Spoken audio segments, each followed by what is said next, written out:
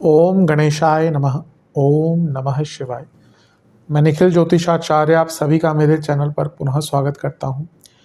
आशा करता हूं कि आप सभी स्वस्थ होंगे। महादेव की कृपा आप सभी पर सदैव बनी रहे। ये वीडियो वृश्चिक यानी कि स्कॉर्पियो के लिए बहुत विशेष है, क्योंकि वीडियो है 28 जुलाई से 3 अगस्त 2025 के साप्ताहिक राशिफल के बारे में। कैसा रहेगा आने वाला सप्ताह वृश्चिक के लिए। जो मेरा साप्ताहिक राशिफल होता है वो प्रमुखतः चंद्रमा और उनकी गति पर आधारित होता है। चंद्रमा एक बहुत विशेष ग्रह है, उनकी विशेषताएं तो बहुत हैं, लेकिन अगर ज्योतिष और साप्ताहिक राशिफल के संबंध में बात करें तो पहला तो वो बहुत तेज भागते हैं, 2.25 से 2.5 दिन में राशि बदलते हैं, मन के कारक हैं और वो जिस भी भाव में जाते हैं, राशि में जाते हैं, ग्रहों के साथ संबंध संपर्क बनाते हैं, उनको बहुत एक्टिवेट कर देते हैं। इसी कारण से डे टू डे एक्टिविटीज़ पर उनका इम्पैक्ट बहुत होता है और इसलिए साप्ताहिक राशिफल की विशेषता बहुत होती है। क्या प्रभाव रहेगा आने वाले सप्ताह में चंद्रमा के इस गोचर का, इसको समझने के लिए साप्ताहिक राशिफल अति विशेष होता है, क्योंकि ये केवल गोचरीय चीज़ों पर आधारित होता है, इसलिए नॉर्मल गाइडेंस के लिए अवश्य बहुत लाभकारी होता है। लग्न राशि या चंद्र राशि आपकी यदि वृश्चिक है, दोनों ही गाइडेंस के लिए इस राशिफल को देख सकते हैं। जहाँ से आपको ज़्यादा सूट करता है, रिलेट करता है, वहाँ से देखिए। व्यक्तिगत तौर पे मेरा मानना है लग्न से देखेंगे तो अच्छा है, इनकेस नहीं पता है तो चंद्र राशि से देख सकते हैं। शुरू करते हैं। चंद्रमा आपके लाभ स्थान में ही होंगे। 28 जुलाई को यहाँ पे आ जाएंगे वो रात के 11 बजे और 31 जुलाई सुबह के 11:30 तक यहीं पर रहेंगे। चंद्रमा का लाभ स्थान में आना अच्छा होता है। वो लक्ष्मी स्थान, भाग्य स्थान के स्वामी हैं और लग्न के स्वामी मंगल के साथ चंद्र मंगल योग बनाकर लाभ स्थान में बैठे हुए हैं। बहुत शुभ है। लाभ प्राप्ति हो, इच्छा पूर्ति हो, कार्यों की पूर्णता हो, कुछ नया काम स्टार्ट करना हो, करियर में कुछ अच्छा करना है, धन की प्राप्ति करनी है, नया जगह पर पैसा लगाना है, बिजनेस में कुछ नया करना है, कुछ बड़ा कदम लेना है, हर चीज़ के लिए हफ्ते का शुरुआती भाग अच्छा है, क्योंकि मंगल आपके लग्नेश है, चंद्रमा भाग्येश है, अच्छे स्थान में मिलन हो रहा है दोनों का, यानी कि एक ऊर्जा अच्छी रहेगी, सकारात्मक सोच रहेगी, आगे बढ़ने की चेष्टा रहेगी और चीज़ें पूर्ण भी होंगी। हाँ, शनि का प्रभाव है, यानी कि विषदोष बन रहा है और चंद्रमा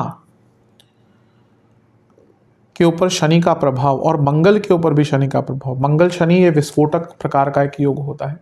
तो देखिए बचना क्या है, चंद्रमा 11वें घर में, मंगल 11वें घर में, तो अपनी इच्छाओं के वशीभूत नहीं हो जाना, क्योंकि यहाँ पे इच्छाओं में इतना बह सकते हैं ना कि गलती कर सकते हैं।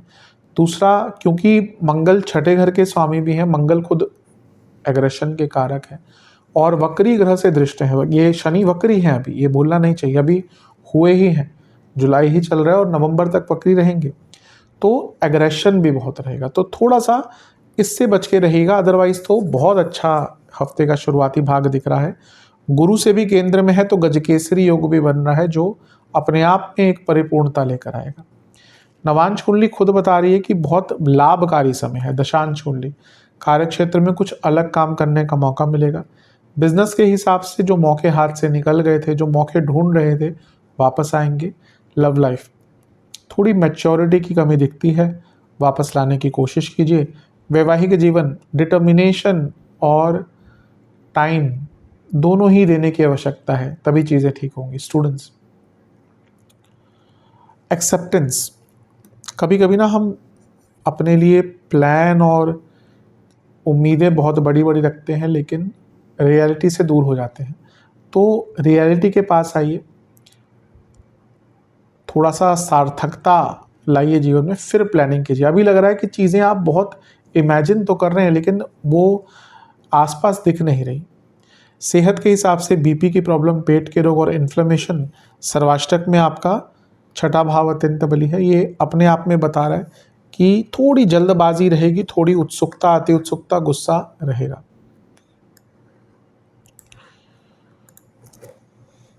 इकतीस जुलाई सुबह के 11:30 चंद्रमा आ जाएंगे आपके 11वें घर में, 12वें घर में, 12th हाउस तुला में।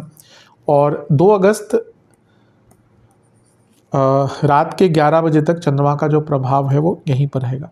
चंद्रमा का 12वें घर में आना कोई बहुत विशेष नहीं माना जाता। नीच अभिलाषी भी हो गए हैं।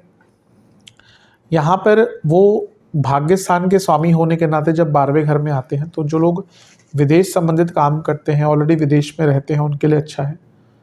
कोई धार्मिक यात्रा करनी है, धार्मिक कार्य करने हैं, धार्मिक जगहों पे जाने का प्लान बनाना है, उसके लिए भी अच्छा है। यहाँ पर चंद्रमा पर गुरु की दृष्टि है जो खुद शुक्र के साथ बैठे हैं, और गुरु खुद धनेश पंचमेश हैं, यानी कि लक्ष्मी स्थान के स्वामी। तो विदेश से पैसा, गुप्त धन आने के योग बहुत स्ट्रांग हैं। लेकिन चंद्रमा 12वें घर में खर्चे बहुत बढ़ेंगे, अपने खर्चों पर नियंत्रण कीजिएगा। राहु का प्रभाव भी साफ दिखाता है कि विदेश का धन, गुप्त धन, 2 नंबर के काम, नॉर्मल से हटके अनकन्वेंशनल काम, इसमें बहुत लाभ मिलेगा। पर चंद्रमा मन भी है। 12वें घर के चंद्रमा, नीच अभिलाषी चंद्रमा अष्टम में बैठे गुरु से, जो भले ही धन के लिए अच्छे हो लेकिन अष्टम में बैठे हैं और राहु से प्रभावित है। मन बहुत विचलित रहेगा, मन पर कंट्रोल नहीं रह पाएगा, और यही वो चीज़ है जो आपको दुविधा में डालेगी। इसलिए मन को शांत रखिएगा, कोई बड़े डिसीजन मत लीजिएगा, बहुत आगे की मत सोचिएगा।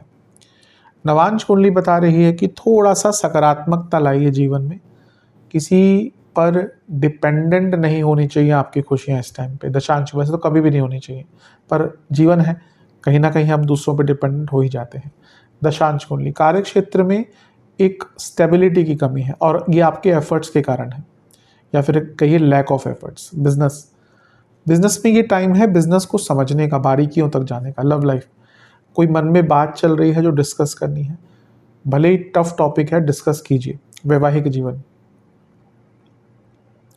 कभी कभी एक बात करने का लहजा होता है, तरीका होता है, उस पर ध्यान दीजिए। शायद आप मजाक मजाक में कुछ ऐसी चीज़ें बोल देते हैं जो आपके पार्टनर को पसंद नहीं आती। जहाँ तक स्टूडेंट्स की बात है, अपने मन को क्लियर कीजिए, अपने अतीत को क्लियर कीजिए।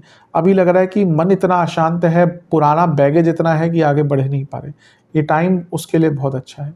सेहत, कफ रोग, स्लीप डिसऑर्डर, थोड़ा सा एंग्जाइटी बढ़ेगी यहाँ पर, और कोई आपको हार्मोनल प्रॉब्लम है तो भी दिक्कत होगी।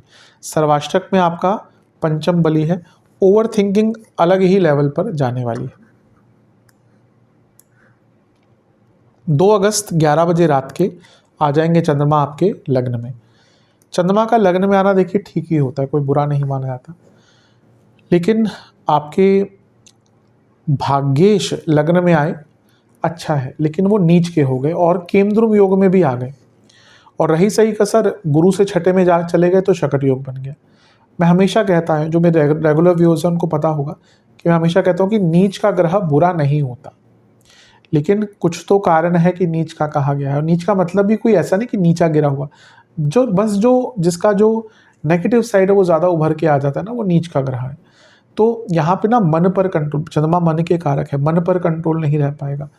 पिताजी से बहस हो सकती है, बॉसेस से बहस हो सकती है, तो इस चीज़ पर ध्यान देना है। कोई ऐसा कार्य नहीं करना जिसके बारे में खुद ही कंफ्यूज है, कहीं पर इन्वेस्ट नहीं करना, किसी ऐसी संगत में नहीं बैठना जिसके बारे में आपको क्लैरिटी नहीं है, और अपने इमोशंस पर कंट्रोल करना, इन सब पर बहुत। और गुरु से क्योंकि छठे में है तो शकट योग बन गया, तो कार्य विलंबित भी होते हैं। तो ऑलरेडी नीच के चंद्रमा है, कार्य विलंबित होंगे तो और परेशान होंगे। तो थोड़ा सा संयमित रखिएगा अपने आप को।